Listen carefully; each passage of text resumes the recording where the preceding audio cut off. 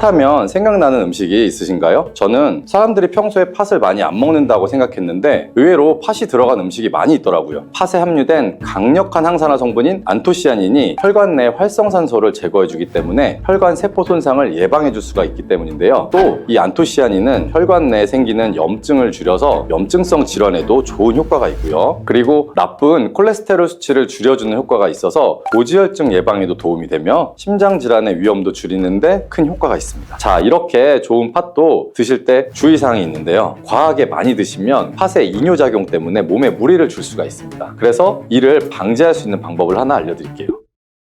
팥! 이렇게 드시면 당뇨가 사라지고 뱃살이 쏙 빠집니다. 여러분, 겨울에 동지가 되면 우리가 무얼 먹나요? 바로 팥죽이죠. 또 겨울 간식으로 이 팥이 들어간 붕어빵, 호빵 같은 간식도 자주 먹는데요. 이 팥과 함께 먹으면 보약과 같은 효과를 만들 수 있는 식품들도 있고 또 잘못 먹으면 오히려 건강에 마이너스가 되는 음식도 있습니다. 그래서 오늘은 이 팥의 효능 8가지와 드실 때 주의할 점, 그리고 함께 드시면 좋은 음식 4가지에 대해서 알려드리겠습니다. 팥하면 생각나는 음식이 있으신가요? 저는 사람들이 평소에 팥을 많이 안 먹는다고 생각했는데 의외로 팥이 들어간 음식이 많이 있더라고요. 대표적인 음식은 시루떡이 있고요. 그리고 겨울에 간식으로 많이 먹는 붕어빵, 또 우리가 제과점에서 사 먹는 빵들에도 팥이 생각보다 많이 들어있습니다. 또 여름에는 제일 좋아하는 팥빙수도 있고요. 겨울에는 동지가 되면 팥죽도 먹게 되죠. 자, 이런 팥 요리를 집에서 해 먹는 경우도 많은데 팥을 집에서 직접 삶을 때 혹시 소다를 넣고 삶는 분들 많지 않으시나요? 팥을 삶을 때 이 소다를 넣게 되면 팥의 색상이 더욱 선명해지고 팥을 더욱 부드럽게 해주어서 팥을 삶는데 걸리는 시간을 줄여주기 때문인데요. 하지만 앞으로 절대 이 소다를 사용하지 마시기 바랍니다. 그 이유는 소다를 넣고 팥을 삶게 되면 팥의 영양소가 파괴가 돼서 우리가 팥의 좋은 성분을 모두 흡수할 수 없게 되기 때문이에요. 자, 그래서 어떻게 그런 팥 요리를 하는 게 좋은지 제가 말씀드릴게요. 자, 팥을 삶을 때는 먼저 흐르는 물에 깨끗이 세척해서 이물질을 모두 제거해 주시고요. 물에 담가서 한 4시간 정도를 충분히 불려주세요. 그렇게 해서 불린 팥을 물에 넣어서 삶아주시면 붉은색의 팥 삶은 물이 생기죠. 이 팥 삶은 물이 건강에 정말 좋다는 사실 알고 계실까요? 그 이유는 팥에 들어있는 사포닌이라는 성분 때문인데요. 간혹 팥 삶은 첫 물에는 팥에 독소가 있어서 버려야 한다는 분들이 계시기도 하는데요. 이는 잘못된 정보입니다. 왜냐하면 팥 삶은 첫 물에 이 사포닌 성분이 가장 많이 들어있기 때문에 이거를 버리지 마시고 따로 담아두었다가 하루에 한두 잔씩 차로 드셔보시면 아주 좋아요.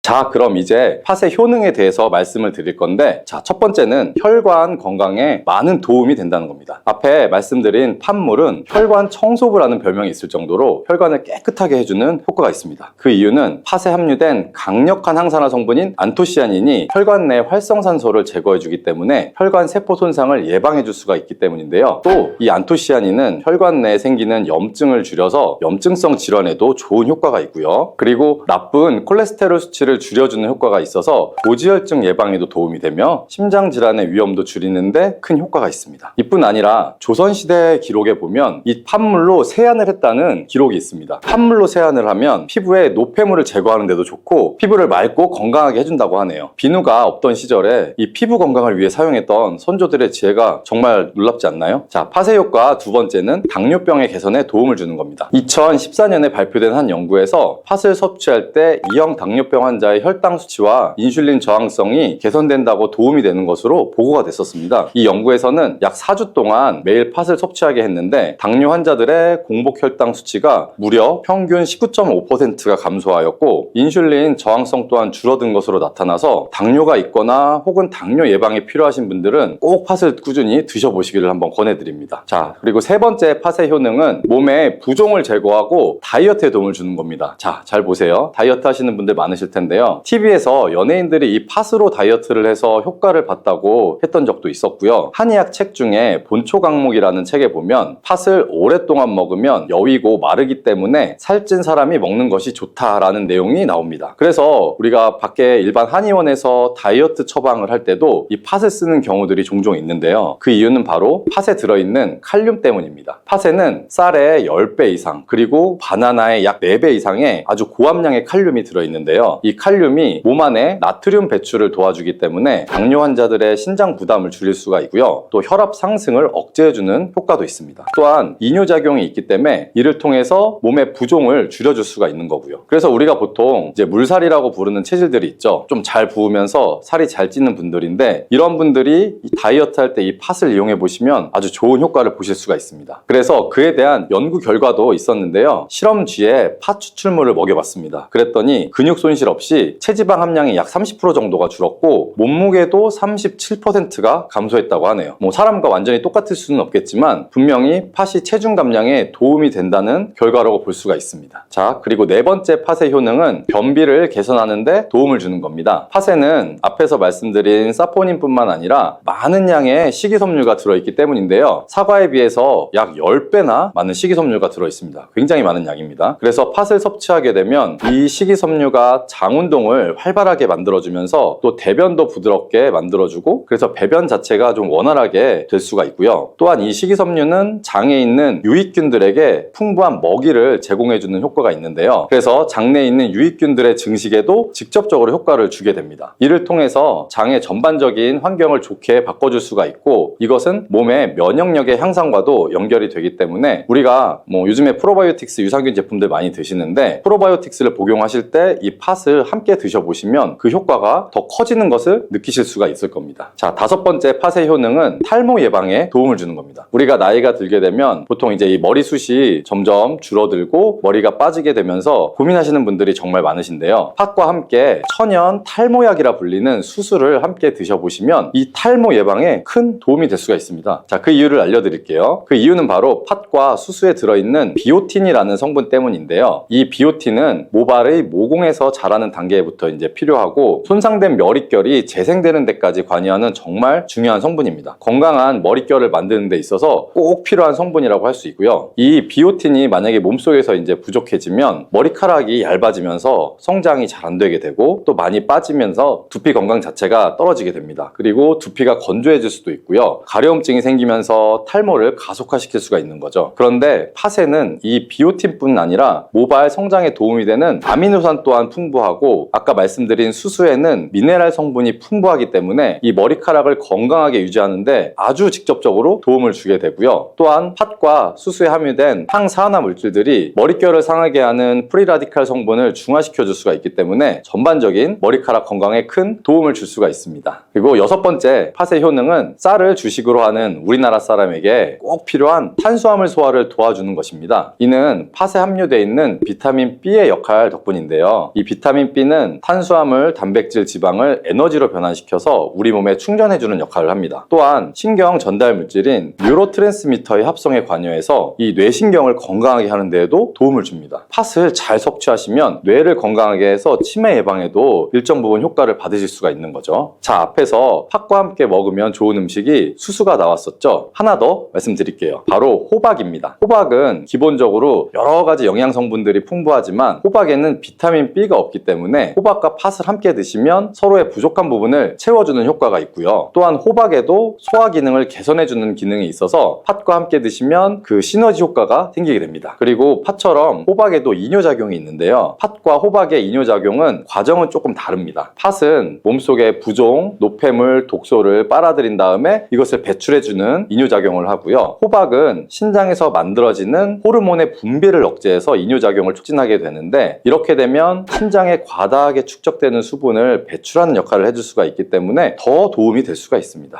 자, 일곱 번째 팥의 효능은 빈혈을 개선하는 데 도움을 주는 겁니다. 보통 우리 몸에 철분이 부족해지면 빈혈 증상이 나타나게 되죠. 어지럽고 두통이 생기거나 또 몸에 힘이 없어서 체력이 떨어지는 이런 증상들이 나타나게 되는데, 팥에는 앞에서 얘기했던 단백질, 식이섬유, 칼륨, 비타민, 비오틴뿐만 아니라 바로 칼슘과 철분이 아주 많이 풍부합니다. 팥에 함유된 철분의 함량이 우유의 약 100배나 된다는 사실 알고 계셨나요? 그래서 팥을 드시면 철분 부족 부족으로 인한 빈혈을 개선하는 데 도움이 되기 때문에 빈혈이 있으신 분들은 꼭 기억하시면 좋겠습니다. 자, 8번째 팥의 효능은 스트레스를 줄여주는 데 도움을 주는 겁니다. 팥에 함유된 비타민 B가 이 신경계를 안정화시켜주는 효과가 있기 때문에 우리가 스트레스를 받을 때 오는 여러 가지 증상들을 줄여줄 수가 있고요. 또 팥에는 마그네슘의 함량도 높은데요. 마그네슘 또한 신체의 스트레스 반응을 조절하는데 아주 중요한 역할을 해줍니다. 그래서 팥 속에 들어있는 이 마그네슘을 통해서도 스트레스를 받았을 때 우리 몸이 회복되는데 도움을 받을 수가 있는 겁니다. 그리고 팥에는 복합 탄수화물도 풍부한데요. 이 복합 탄수화물은 천천히 소화가 돼서 우리 몸의 급격한 이 혈당 상승을 방지해주고 일정한 에너지 공급을 유지하는데 도움이 됩니다. 이는 우리가 스트레스 상황에서도 안정적으로 에너지 공급을 유지할 수 있게 해줘서 스트레스를 관리하는데 도움이 될 수가 있습니다.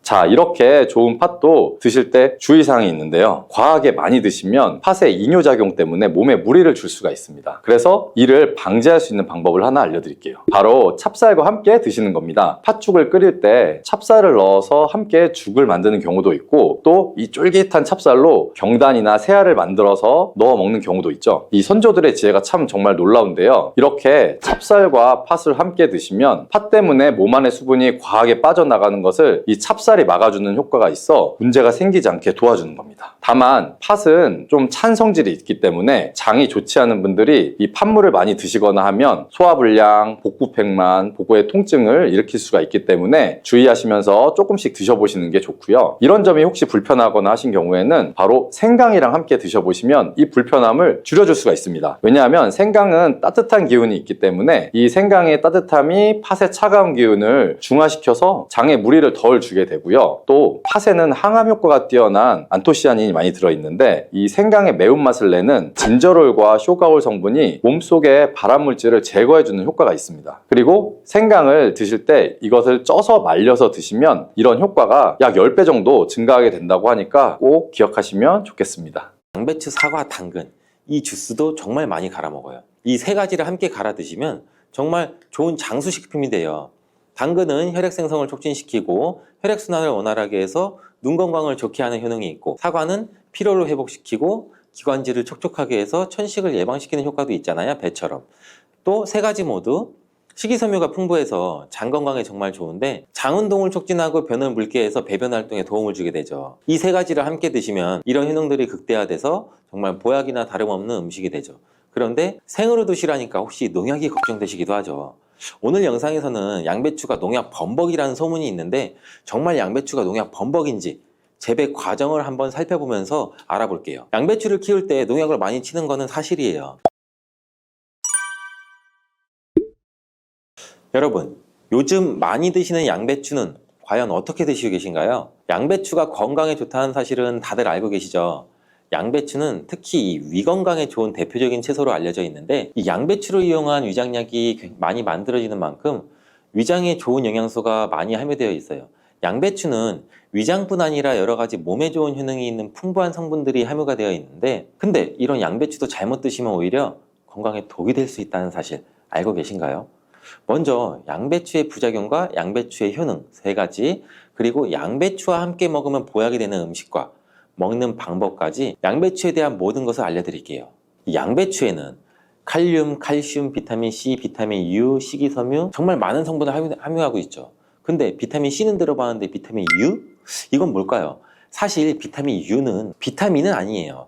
비타민 U는 그 S메틸메티오닌이라는 성분인데 궤양 치료에 효과가 좋다는 것이 알려지면서 비타민 U로 불러요. U는 그 궤양에 얼서 그 영어의 첫 글자 U를 가져와서 비타민 U라고 하는 것인데, 성분만 봐도 알 수 있듯이 양배추의 첫 번째 효능이 위장을 튼튼하게 한다는 거예요. 바로 위식도의 염증을 가라앉히는 데 효능이 있고, 위에 염증이 있어 빨갛게 헐어있는 분들이 있는데 이런 분들은 공복에 명치 끝, 배 윗부분, 명치 있는 부분이 쓰리고 아픈 통증이 발생될 수 있죠. 이런 통증 원인이 염증 때문인데 이 염증을 비타민 U, S메틸메티오닌이 완화시키는 데 도움을 주고, 비타민 U는 위점막에서 분비하는 호르몬인 이 프로스타글란딘의 생성을 촉진해서 위산으로부터 위벽을 보호해요. 또 위염과 위궤양도 억제해주는 작용을 같이 가지고 있고 위암이 발생되는 것까지 예방하는 효능이 있죠. 또 비타민 U는 간의 해독작용에 중요한 역할을 하는 글루타치온의 생성을 촉진해서 활성산소를 제거해서 간세포의 손상도 예방할 수 있어요. 그래서 간 기능을 개선하는 데도 도움을 줄 수가 있죠. 사실 이 비타민 U는 십자화과 채소에는 풍부하게 함유가 되어 있어요. 십자화과 채소라면 뭐 양배추, 브로콜리, 배추부 등등이 포함되죠. 100g당 약 비타민 U가 함량이 약 배추에는 39mg, 무에는 11mg, 브로콜리에는 18mg, 양배추에는 무려 46mg로 이 십자화과 채소 중에서 가장 많은 함량이 들어있고, 양배추는 부위에 따라서도 비타민 U 함량이 달라져요. 푸른색의 겉잎, 하얀색의 속잎, 그리고 심지로 구성되는데 100g당 겉잎에는 26.1mg, 속잎에는 46.3mg, 심지에는 30.6mg 함유가 되어 있어요. 겉잎보다 속잎에 더 많이 함유가 되어 있죠. 과일은 껍질을 꼭 함께 제가 드시라고 누누이 말씀드렸는데, 양배추는 반드시 겉잎을 드셔야 될 필요는 없겠죠. 양배추의 두 번째 효능은 항암작용을 한다는 거예요.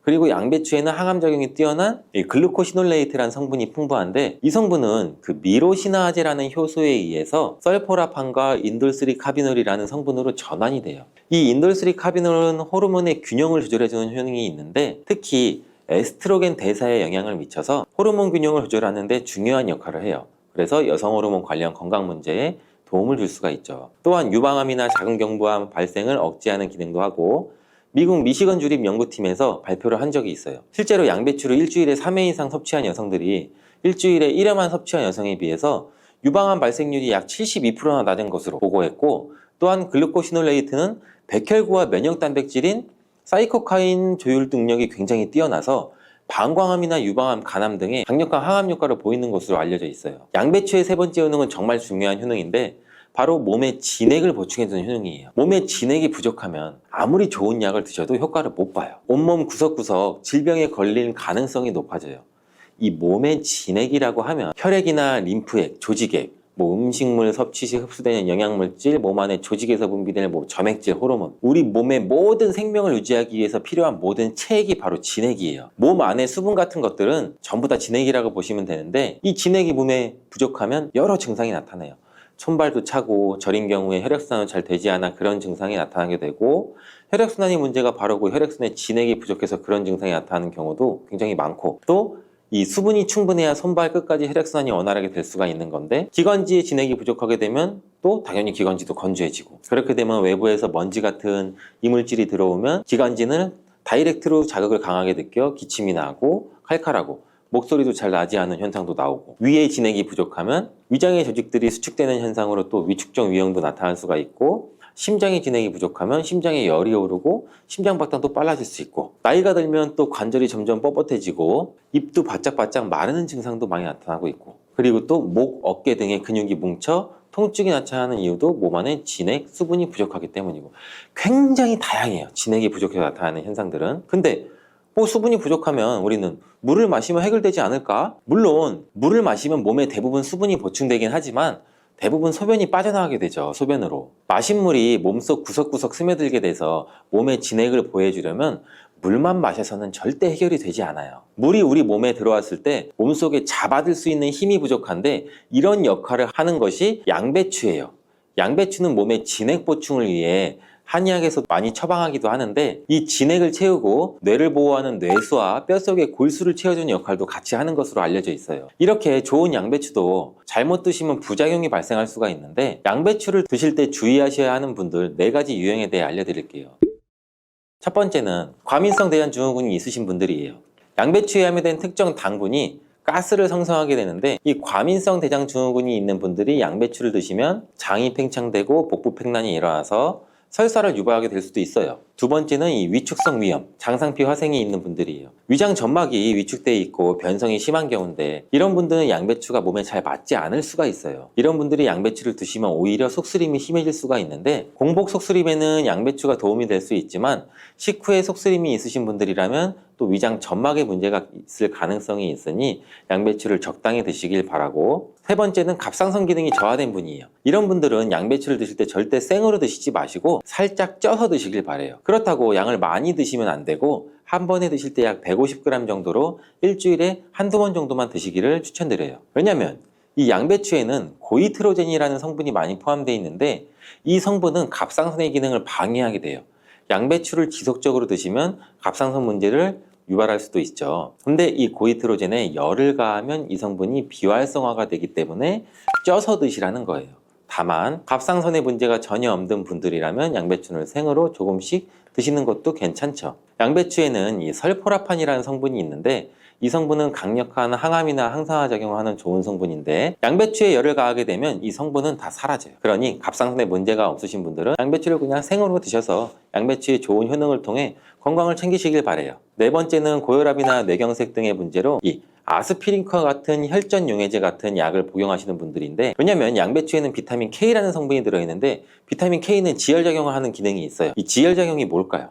혈액을 말 그대로 빨리 굳게 만드는 거죠. 근데 이 혈액을 묽게 만드는 약을 드시는 분들이 양배추를 드시게 되면 비타민 K와 충돌하게 되어 복용하시는 약의 효과를 떨어뜨리거나 다른 부작용을 일으킬 수가 있을 가능성이 있어요. 그렇다면 양배추를 드실 때 어떻게 먹는 것이 가장 좋을까요? 정답은 바로 양배추를 그냥 생으로 드시는 게 가장 좋아요. 왜냐하면 비타민 U나 C와 같은 좋은 성분들은 열에 약해서 이 조리 과정으로 인해서 파괴가 되기 때문인데, 양배추는 생으로 드시기 참 그래도 어렵잖아요. 그래서 양배추를 생으로 드실 수 있는 방법을 알려드릴게요. 갈아서 주스로 드시면 돼요. 이때 양배추만 갈아 드시면 맛이 굉장히 없잖아요. 양배추와 함께 갈아 드시면 맛도 좋고 보약이 되는 음식 3가지를 제가 바로 알려드릴게요. 저희 집도 아침마다 주스를 정말 많이 갈아서 먹는데 이 양배추, 사과, 당근 이 주스도 정말 많이 갈아 먹어요. 이 3가지를 함께 갈아 드시면 정말 좋은 장수식품이 돼요. 당근은 혈액 생성을 촉진시키고 혈액순환을 원활하게 해서 눈 건강을 좋게 하는 효능이 있고, 사과는 피로를 회복시키고 기관지를 촉촉하게 해서 천식을 예방시키는 효과도 있잖아요, 배처럼. 또 3가지 모두 식이섬유가 풍부해서 장 건강에 정말 좋은데 장 운동을 촉진하고 변을 묽게 해서 배변 활동에 도움을 주게 되죠. 이 3가지를 함께 드시면 이런 효능들이 극대화돼서 정말 보약이나 다름없는 음식이 되죠. 그런데 생으로 드시라니까 혹시 농약이 걱정되시기도 하죠.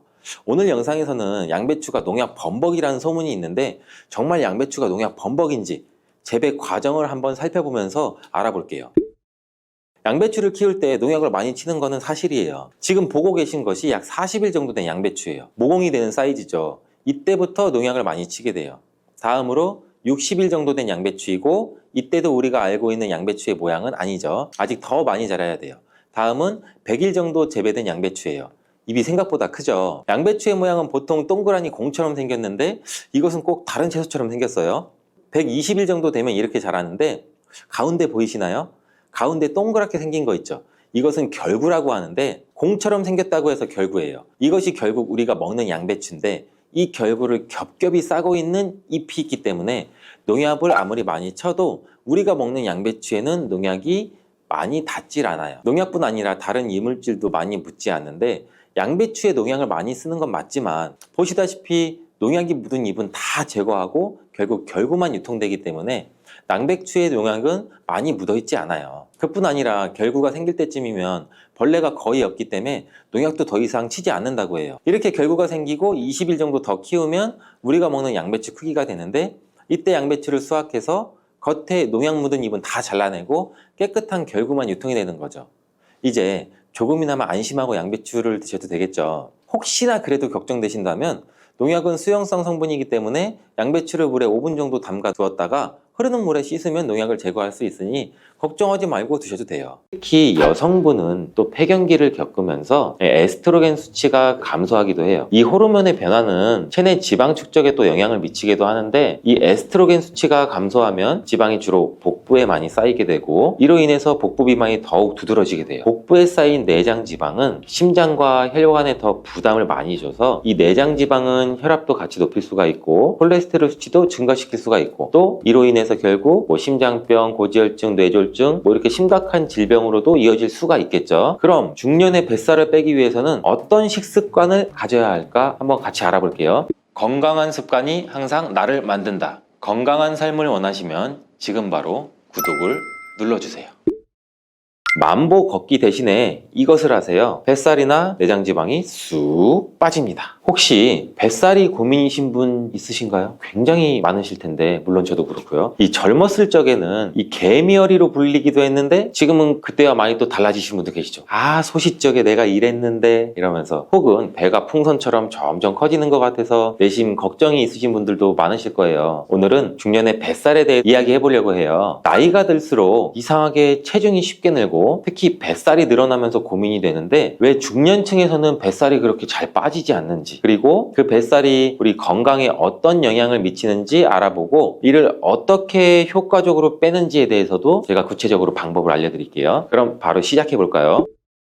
먹는 거나 활동하는 거는 젊었을 때랑 차이가 별로 없어요. 근데 이상하게 나이가 들면서 그 체중이 쉽게 늘어나는데 그 이유가 바로 무엇일까요? 크게 세 가지가 있어요. 지금 바로 알려드릴 건데 이 첫 번째는 우리가 나이가 들면서 생기는 호르몬의 변화예요. 나이가 들면서 호르몬 변화가 서서히 일어나는데 특히 여성분은 또 폐경기를 겪으면서 에스트로겐 수치가 감소하기도 해요. 이 호르몬의 변화는 체내 지방 축적에 또 영향을 미치기도 하는데 이 에스트로겐 수치가 감소하면 지방이 주로 복부에 많이 쌓이게 되고 이로 인해서 복부 비만이 더욱 두드러지게 돼요. 남성들도 마찬가지로 나이가 들면서 이 남성 호르몬인 테스토스테론 수치가 감소하면서 이 근육량도 자연스럽게 줄어들고 지방 축적이 또 쉬워져요. 이렇게 되면 이 호르몬 변화 때문에 중년이 되면 뱃살이 또 증가하는 원인이 되기도 하거든요. 나이를 먹을수록 뱃살이 늘어나는 이유 두 번째는 기초 대사량의 감소예요. 이 기초 대사량이라고 하면은 우리가 아무것도 하지 않고 가만히 있을 때 소비되는 칼로리는 나이가 들면서 자연스럽게 또 감소돼요. 20대 때보다 30대, 30대보다 40대, 40대보다 50대 이렇게 나이가 들면 들수록 기초대사량이 점차 감소하는데 이 말은 같은 양의 음식을 먹어도 더 많은 체지방이 축적될 수가 있다는 그런 가능성이 높다는 뜻이겠죠. 쉽게 설명드리면 기초대사량의 감소는 또 운동량의 감소와도 관련도 있고 나이가 들면서 우리 몸의 활동량이 자연스럽게 줄어들기 때문에 이 소모되는 칼로리가 또 적어요. 그래서 중년 이후에는 칼로리 섭취량을 조절하고 운동을 꾸준히 해야만 이 비만을 예방할 수가 있어요. 나이가 들수록 뱃살이 쉽게 찌는 이유 세 번째는 근육량의 감소예요. 혹시 근력 운동을 꾸준히 하시고 계신 분 있으세요? 중년 이후에는 이 근력 운동이 굉장히 필수인데 그 이유는 나이가 들면 들수록 자연스럽게 근육량이 줄어들기 때문이에요. 이는 이 근육이 지방보다 더 많은 칼로리를 소모하기 때문에 근육이 감소하면 지방을 태울 수 있는 능력이 떨어지겠죠. 그래서 더욱 쉽게 살이 찌게 되는 거죠. 즉 중년기에 근육량이 줄어들면서 체중 증가와 함께 기초대사량도 감소하니 어쩔 수 없어 살이 쉽게 찔 수밖에 없죠. 이 중년의 비만, 특히 뱃살이 많으면 위험하다고 하는 얘기도 혹시 들어보셨나요? 왜 뱃살이 생기는 것이 위험할까요? 이 중년 이후의 뱃살은 단순히 이런 미용적인 문제를 넘어서 건강에 큰 영향을 미치는데 중년의 뱃살이 또 위험한 이유 몇 가지를 제가 알려드릴게요.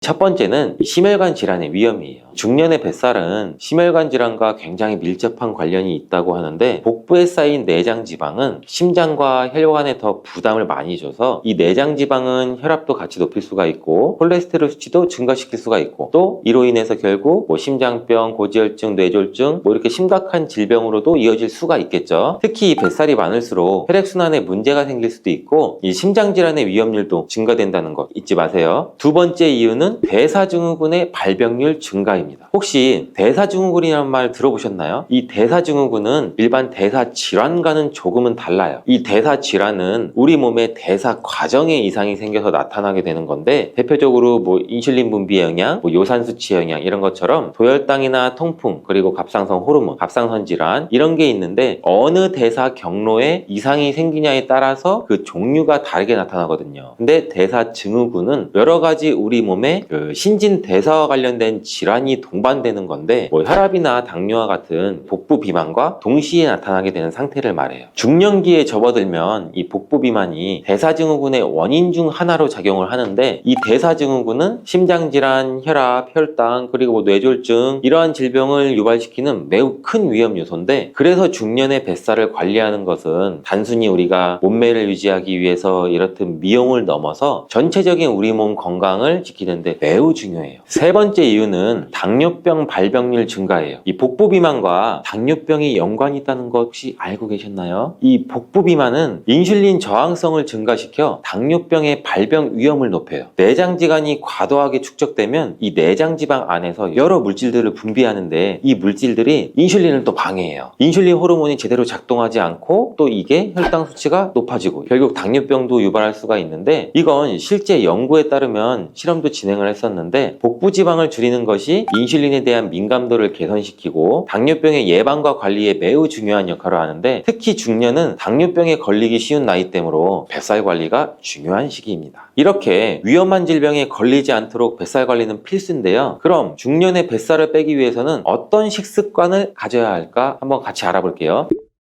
이 중년의 뱃살을 빼기 위한 첫 번째 방법은 바로 저탄수화물 식이요법이에요. 혹시 저탄고지라고 많이 들어보셨죠? 요즘 뭐 이쪽에서도 들리고 저쪽에서 들리고 뭐 저탄고지 굉장히 많이 들리는 말인데 이 식단에 대해 간단하게 설명해 드릴게요. 말 그대로 저탄수화물 고지방 식단은 지방과 단백질을 주로 에너지원으로 사용하는 식사법이에요. 우리가 주로 먹는 쌀이나 빵이나 면 이와 같은 탄수화물은 혈당을 빠르게 올리기 쉬워서 인슐린을 또 분비하게 만드는데 이로 인해서 지방 축적이 또 촉진이 돼요. 탄수화물을 적게 먹어 인슐린에 대한 분비를 조금 감소시키게 되면 이 인슐린은 지방 저장을 빠르게 해주는 호르몬이기 때문에 인슐린 수치가 낮아지면 체내 지방 축적도 줄일 수가 있고 뱃살 감소에도 긍정적인 영향도 미칠 수가 있어요. 두 번째 식사법은 단백질을 많이 섭취하는 거예요. 나이가 들수록 단백질 섭취가 중요하다는 얘기 굉장히 많이 들어보셨죠? 뱃살을 빼는데도 필수인데 이 중년 이후에는 근육량이 자연스럽게 감소하는 경향이 있다는 거 아까 설명드려 알고 계시죠? 이 근육량 감소는 기초대사량을 더 낮추고 결과적으로 지방이 더 쉽게 축적될 수 있게 해요. 그럴 때 단백질을 충분히 섭취하거나 아니면 운동을 열심히 해서 근육량을 유지하거나 증가시킬 수가 있죠. 근육은 지방보다 더 많은 칼로리를 소모하는 조직이라서 근육량을 늘리면 자연스럽게 기초대사량이 증가되고 또 더 많은 칼로리를 태우게 돼서 이 뱃살 감소에도 도움이 되는 거죠. 또한 이 단백질은 다른 영양소에 비해서 포만감을 오래 유지시켜주는 특성이 있어서 과식도 예방해주는데 특히 단백질을 충분히 섭취하면 식사를 하시고 우리가 배고픔을 조금 덜 느끼게 되죠. 그럼 전체적인 칼로리 섭취량도 자연스럽게 줄어들고 이것이 뱃살 감소에 굉장히 중요한 역할을 하는 거예요. 뿐만 아니라 단백질은 열량 소모를 증가시키는 효과도 있어요. 단백질을 소화하고 대사하는데 다른 영양소에 비해 더 많은 에너지가 필요한데 이 단백질을 소화하기 위해서 칼로리 소비를 촉진하여 지방 연소도 도와주기도 해요. 뱃살을 빼는데 좋은 식습관 세 번째는 금주입니다. 혹시 매주마다 술자리를 가지고 있진 않으신가요? 혹시 술이 뱃살에 안 좋다는 거 알고 계시나요? 흔히 오랜만에 친구를 만나면 야, 너 뱃살 왜 이렇게 많이 나왔어? 하면 아, 술살이야. 이런 말도 굉장히 많이 하시잖아요. 근데 술이 그냥 막연하게 안 좋은 게 아니라 이 술이 중년 뱃살에 미치는 영향은 상당히 크다는 거 알고 계신가요? 술을 자주 마시는 것은 뱃살을 포함한 체지방 증가랑 밀접하게 연관도 있고 특히 중년의 경우에 나이와 함께 신진대사율이 떨어지기 때문에 그 영향이 더 뚜렷하게 나타나요. 마신 술은 결국 간에서 주로 처리되는데 이때 알코올을 분해하는 과정에서 우리 간은 우선적으로 알코올을 처리해야 돼요. 다른 영양소들, 지방, 탄수화물, 단백질 이 대사 우선순위가 밀려버리죠. 그로 인해 지방도 제대로 분해되지 않고 저장될 가능성이 커져요. 특히 중년에는 간의 기능이 다소 떨어질 수가 있어서 지방 축적이 오히려 더 쉬워진다고 하네요. 알코올은 체내에서 지방을 축적하는 주요 요인으로 작용할 수 있는데 이 알코올은 지방 대사를 방해하고 복부에 지방이 쌓이는 가능성을 또 높여주고 이는 복부 비만도 생길 수가 있고 나이가 들면 들수록 복부 비만이 더 쉽게 축적이 되고 근데 또 술하면 우리 맛있는 안주를 빼놓을 수가 없잖아요. 이것도 역시 뱃살에는 독이 된다는 거 누구나 다 알고 계시죠? 술을 마시면 자주 또 안주는 고칼로리, 맵고 짜고 이런 게 맛있잖아요. 기름진 거 그리고 또 많이 먹게 되고 칼로리 섭취가 굉장히 크게 늘어나는데 이게 또 체중 증가를 유발시킬 수가 있겠죠. 또 술을 자주 마시면 식사 패턴도 불규칙해지고 과식할 위험도 커지고 명심해 주세요. 뱃살 빼는 데는 운동이 필수인 거 모두 다 아시죠? 근데 식이요법도 매우 중요하지만 우리 몸 상태에 맞는 운동도 굉장히 중요해요. 특히 중년의 뱃살을 빼는데 운동은 매우 중요한 역할을 하는데 혹시 매일 저녁 뭐 집 앞 공원이나 뭐 아파트 단지나 산책을 한다고 충분하게 운동을 했다고 생각하시지는 않으신가요? 물론 걷기는 굉장히 훌륭한 운동이에요. 하지만 우리의 뱃살을 빼주는데 천천히 걷는 건 효과가 하나도 없어요. 걷기만으로 체지방을 충분히 줄이기는 굉장히 힘들고 특히 안에 내장 지방을 빼기 위해서는 고강도 운동이 필요해요. 그렇다면 어떤 운동이 이 뱃살을 빼는데 가장 효과적일까요? 간단하면서 쉽게 할 수 있는 이 뱃살 빼기 좋은 운동 제가 두 가지 바로 소개해 드릴게요.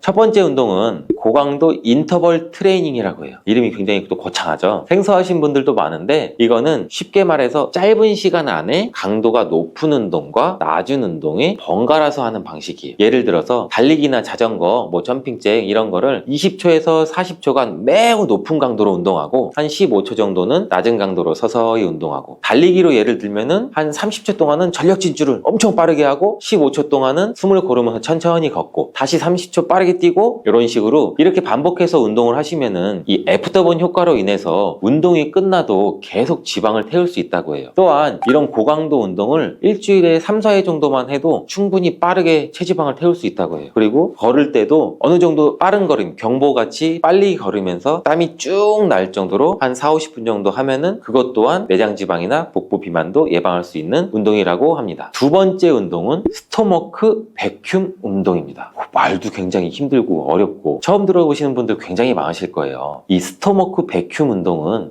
거창한 운동이 아니에요. 이 복부 깊은 근육인 복직근과 횡격막이라고 하는 그 근육을 강화하는 운동인데, 주로 이제 내부에 있는 복부 압력을 조절하면서 복부를 수축시키고 확장하는 이 방식으로 진행하는데, 이 운동의 이름처럼 굉장히 거창하진 않아요. 앉아서도 할 수 있고, 이 운동은 굉장히 아까 말씀드린 깊은 근육인 횡격막과 복직근을 집중적으로 운동시켜서 복부를 더 탄탄하게 만들고 평평하게 만들고 내장 지방도 줄이는데 굉장히 도움을 주고, 보디빌더 선수들 같은 경우에도 보디빌더장에 가서 이 운동을 꼭 하신다고 하네요. 운동 시작 전에. 그만큼 고강도 운동하기 전에 하면 굉장히 좋은 운동이기도 한데, 어떻게 하는 건지 제가 간단하게 설명드릴게요. 일단 자리에 앉은 후에 코로 천천히 깊게 숨을 들이마시면서, 그럼 폐에 공기가 들어가겠죠? 폐에 공기를 가득 채우세요. 이때 공기를 들이마시면 배가 자연스럽게 부풀어 오르죠. 이때 숨을 들이킨 후 입으로 천천히 숨을 내쉬면 배가 자연스럽게 배꼽 쪽으로 들어가죠. 근데 배를 의식적으로 배꼽 쪽으로 최대한 깊숙이 당기세요. 배를 가능한 안쪽으로 당기는 게 포인트예요. 척추까지 이제 붙을 정도로 안쪽으로 당긴다는 느낌으로 이 상태에서 숨을 10초에서 15초 동안 멈춥니다. 그리고 천천히 내쉬고, 이렇게 3세트 정도 반복을 하시면 돼요. 쉽게 말해 천천히 숨을 들이셔서 배를 볼록하게 만든 다음에 천천히 숨을 내쉬면서 이 배를 등가죽이랑 일부러 이렇게 안으로 뱃살을 집어넣듯이 들어간다고 보시면 됩니다. 이 끝까지 간 자세에서 10초에서 15초 동안은 유지를 시키고, 이 운동을 이렇게 반복을 하면은 이 복부 지방 감소뿐만 아니라 자세도 개선되고 우리 몸의 이 코어의 안정성도 강화되고 배꼽 주위의 탄력도 굉장히 높아진다고 합니다. 세 번째 운동은 스쿼트입니다. 스쿼트 매우 익숙한 운동이잖아요. 많이 들어보시고 또 많이 하시기도 하고, 이 스쿼트는 하체 근육을 강화하는 운동인데 전신 운동에도 효과도 굉장히 좋아요. 하체 근육이 우리 몸에서 크기 때문에 이 운동을 하면은 대사량도 증가되고 체지방 감소에도 매우 효과적인데, 또한 스쿼트를 하면서 이 코어와 복부도 자연스럽게 사용하는 운동이라서 뱃살을 줄이는데도 굉장히 도움이 많이 돼요. 중년에는 이 근육량이 줄어들면서 기초 대사량도 떨어지기 때문에 근육을 강화하는 운동을 통해서 더 많은 칼로리를 태우는 게 굉장히 중요한데, 이 스쿼트 운동 방법에 대해 간단하게 설명하면, 이 스쿼트는 다리를 어깨 넓이로 벌리고 앞에 무릎이 발끝을 넘지 않도록 해서 앉았다 일어났다 하는 동작이에요. 이 반복 횟수는 사람마다 다르겠지만 무리하지 않게 10회에서 15회 정도, 한 3세트에서 5세트 이런 식으로 점차적으로 늘려가는 게 중요한데, 이 스쿼트 하는 방법도 잘못하면 또 무릎 관절에 굉장히 또 안 좋은 영향을 미치기 때문에 요새 인터넷만 검색을 하셔도 스쿼트의 바른 자세는 굉장히 많이 나와 있어요. 참고해서 좋은 운동 생활 습관을 가졌으면 좋겠습니다. 이 뱃살 빼는 데에는 운동과 식습관 외에도 생활 습관이 굉장히 중요한데요. 꼭 알아야 할 뱃살 빼는 생활 습관 한번 제가 알려드릴게요.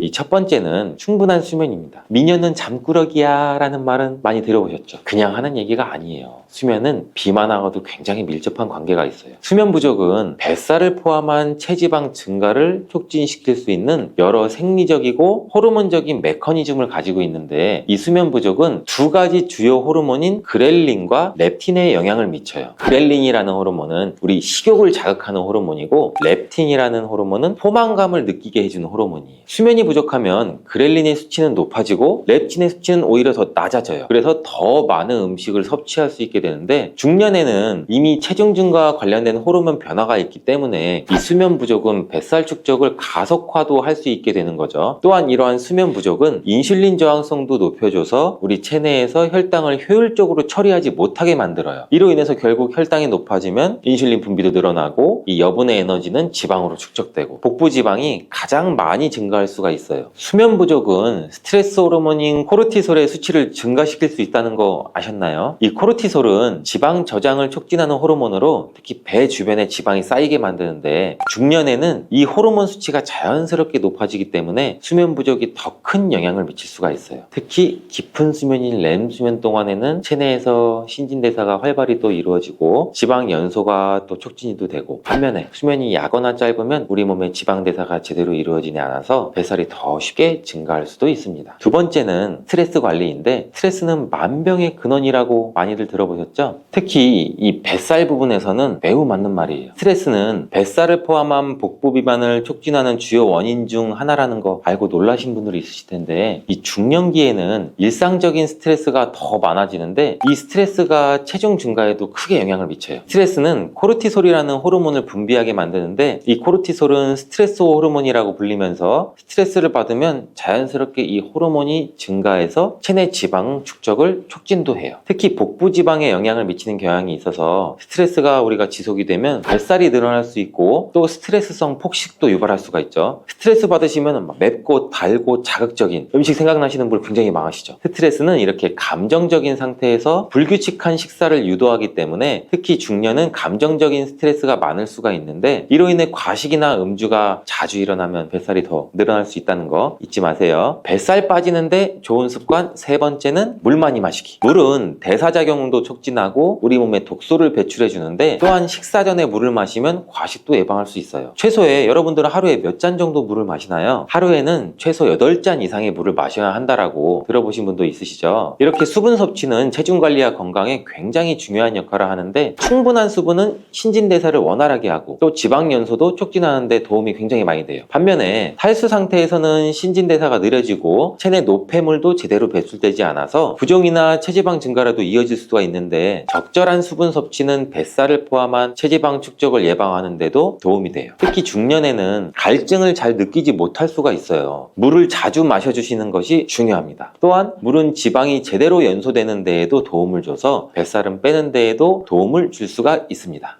참외가 독이 되는 경우는 꽃게, 대게, 킹크랩 같은 갑각류들과 함께 먹을 때입니다. 이런 갑각류와 참외를 함께 드시면 식중독에 걸리기가 쉬워지는데요. 참외에는 탄닌이라는 성분이 풍부하게 들어있기 때문이에요. 탄닌은 세포의 노화를 방지하고 항암 효과를 가진 건강에 도움을 줄 수 있는 성분이지만, 갑각류와 함께 드실 때는 오히려 독이 될 수가 있습니다. 그 이유는 이 탄닌이 갑각류 속의 식중독균, 비브리오균을 활성화시킬 수가 있기 때문인데요. 갑각류는 부패가 빨리 되기 때문에 신선도가 아주 중요하죠. 부패되기 시작하여 아직 활성화되지 않은 식중독균이 참외의 탄닌을 만나게 되면 급속도로 번식할 수가 있습니다. 이렇게 되면 식중독으로 건강을 해칠 수가 있는 것이죠. 이뿐 아니라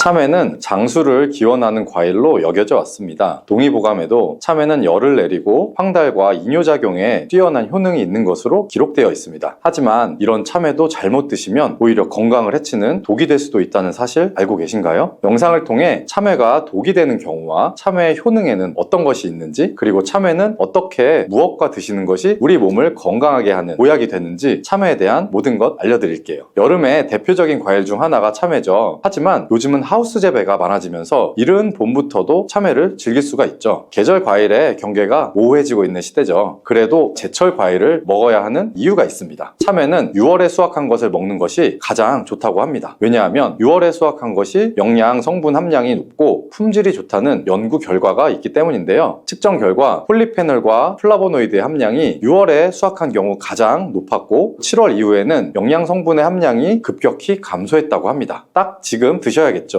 그런데 몸에 좋다는 참외도 잘못 드셨다가 오히려 독이 될 수 있는데요. 지금부터 참외가 독이 되는 경우 3가지를 알려드릴게요.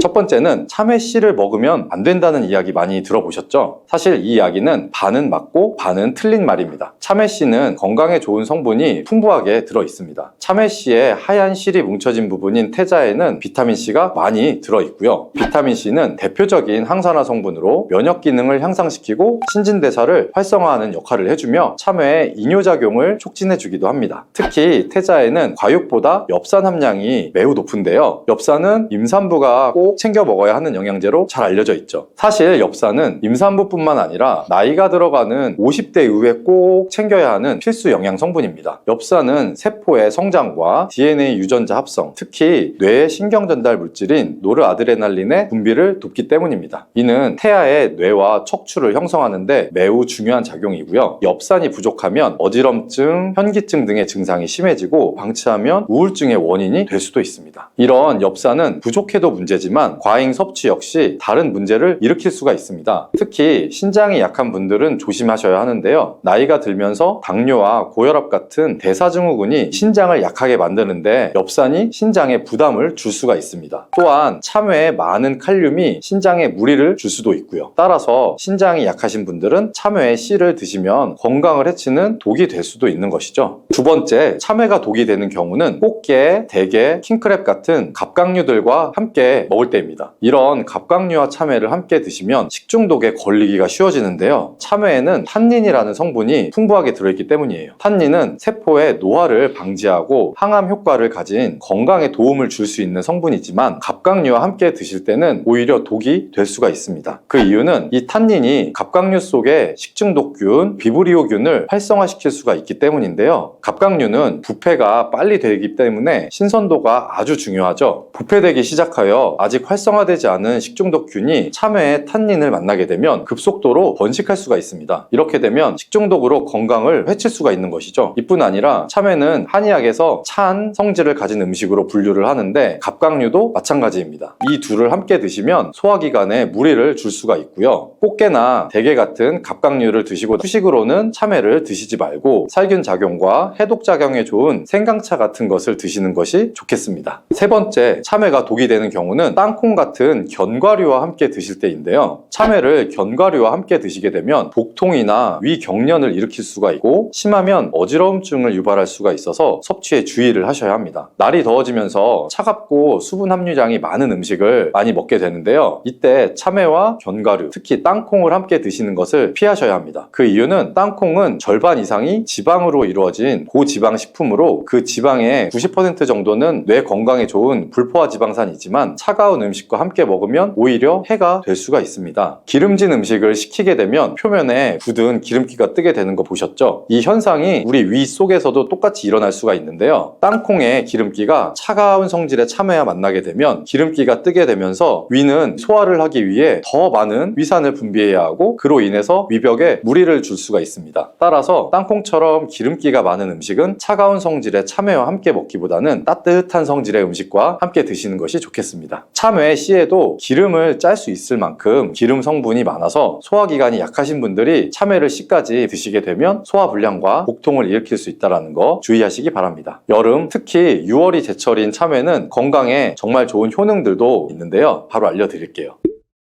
첫 번째는 혈관을 건강하게 하는 효능이 있습니다. 참외에는 플라보노이드라는 성분이 풍부하여 혈관 내 콜레스테롤의 수치를 낮추고 혈액순환을 원활하게 도와줍니다. 이런 효능은 고혈압, 동맥경화 같은 혈관 질환을 예방하는 데 아주 효과적이죠. 또한 참외의 가바라는 성분은 혈압을 낮추고 혈전이 생성되는 것을 막아주는 효과를 가지고 있습니다. 두 번째 참외의 효능은 피부 미용에 탁월하다는 것입니다. 참외에는 피부 미용에 좋은 비타민C가 풍부하게 함유되어 있어 피부를 보호하고 환하게 해주며 주근깨 제거 등 깨끗한 피부를 유지하는 데 탁월한 효능을 나타냅니다. 또 참외에 함유된 플라보노이드와 비타민 등의 항산화 성분이 활성산소를 제거해서 피부 노화를 방지하고 주름 개선에도 효과적이라는 거 기억하시면 좋고요. 세 번째 참외의 효과는 몸의 면역력을 강화시켜주는 것입니다. 베타카로틴, 엽산, 칼륨, 철분, 아연, 비타민의 성분들이 풍부하게 들어있어서 신체의 면역 체계를 개선하는 데 도움을 줍니다. 특히 참외에 함유된 함유된 베타카로틴은 체내에서 비타민 A로 변환이 돼서 면역 체계를 높이는 데 도움이 되며 참외의 껍질에는 과육보다 면역 성분과 생리활성 물질이 5배 정도 많다고 하네요. 네 번째 참외의 효과는 간 건강에 도움을 주는 것입니다. 쿠쿠르비타신이라는 성분이 풍부하게 함유되어 있는데요. 이 성분은 해독작용이 뛰어나서 간 기능을 강화해주고 간에 무리가 되어 황달 같은 질환이 오거나 했을 때 증상을 완화시켜줄 수가 있습니다. 풍부한 비타민은 몸의 피로회복에 도움을 주고 베타카로틴과의 상승작용으로 세포 손상을 방지하고 간 기능 강화에 도움을 준답니다. 5번째 참외의 효과는 장을 건강하게 하는 것입니다. 참외에 풍부한 식이섬유는 장의 운동을 촉진시켜주고 배변 활동을 도와서 장내의 노폐물을 배출시켜줄 수도 있고요. 변비도 예방해줄 수가 있습니다. 풍부한 식이섬유는 포만감을 유지해 주어서 다이어트에도 도움을 주어 다이어트 식품으로도 요즘 주목되고 있죠. 6번째 참외의 효과는 항암 효과입니다. 쿠쿠르비타신이라는 성분이 풍부하다고 말씀드렸는데요. 이 성분은 참외가 해충으로부터 자신을 보호하기 위해서 생성하는 성분으로 암세포를 억제하는 효능이 연구 결과 밝혀지고 있습니다. 특히 유방암과 간암 예방에 효과가 있는 것으로 나타났습니다. 7번째 참외 효과는 임산부의 건강에 도움을 주는 것인데요. 참외에 풍부한 엽산은 태아의 신경계 발달에 중요한 역할을 하죠. 임신 초기 태아의 신경관 결손을 예방하는 데 도움을 줄 수가 있습니다. 비타민C는 철분 흡수를 도와서 임신 중에 빈혈을 예방하는 데 효과적이며 임산부의 면역력을 강화하는 데도 도움이 됩니다. 그렇다면 참외는 어떻게 먹어야 우리 몸에 보약이 될까요? 첫 번째로는 식초와 함께 먹을 때입니다. 최근 참외 피클과 참외 초무침이 인기를 끌고 있는데요. 새콤한 식초와 참외의 달콤한 맛이 어우러져서 식욕을 돋구고 맛도 좋을 뿐 아니라 해독과 비타민 충전에 놀라운 효능을 발휘합니다. 앞에서 알려드린 참외의 효능을 극대화시켜주는 것이 식초가 되는 것이죠. 식초는 참외의 비타민 활성도를 2배 이상 끌어올려줄 수가 있고 피부와 장기에 빠르게 흡수될 수 있도록 흡수율을 높여줄 수 있습니다. 두 번째는 된장과 함께 먹을 때 보약이 될 수가 있습니다. 참외를 된장에 묻혀서 장아찌로 드시거나 참외 된장 무침으로 드시면 되는데요. 참외가 간 건강에 좋다고 말씀드렸죠. 콩으로 만든 된장과 함께 드실 때 이 효과가 극대화가 될 수 있습니다. 콩에 사포닌 성분이 간 건강에 도움을 주기 때문인데요. 이 성분은 인삼과 산삼에도 들어있는 쌉싸름한 맛을 내는 성분입니다. 사포닌은 간의 기능을 끌어올려주고 염증을 제거해주는 효능이 있습니다. 된장은 숙성되면서 사포닌의 활성도가 높아져서 참외와 만나게 되면 효능의 시너지가 극대화가 될 수 있는 것이죠. 된장에 나트륨이 걱정되는 분도 있으실 수 있겠지만 걱정하실 필요가 없습니다. 참외에 풍부한 칼륨이 나트륨을 몸 밖으로 배출시켜 주어 나트륨으로 인한 문제를 예방을 할 수가 있기 때문이에요. 세 번째는 많이 들어보셨겠지만 참외를 껍질째 드시는 것입니다. 참외 껍질에 과육보다 무려 5배 이상의 면역 성분이 담겨져 있습니다. 참외 껍질이 딱딱하고 식감이 좋지 않아서 많은 분들이 그냥 버리는데요. 요즘엔 참외 껍질을 부드럽게 계량한 품종도 나와서 드시는데 전혀 불편함이 없게 드실 수도 있습니다. 참외 껍질을 얇게 썰어서 오이 샐러드처럼 드시거나 고추장, 식초, 파 등이랑 버무려서 참외 무침으로 드셔보셔도 됩니다.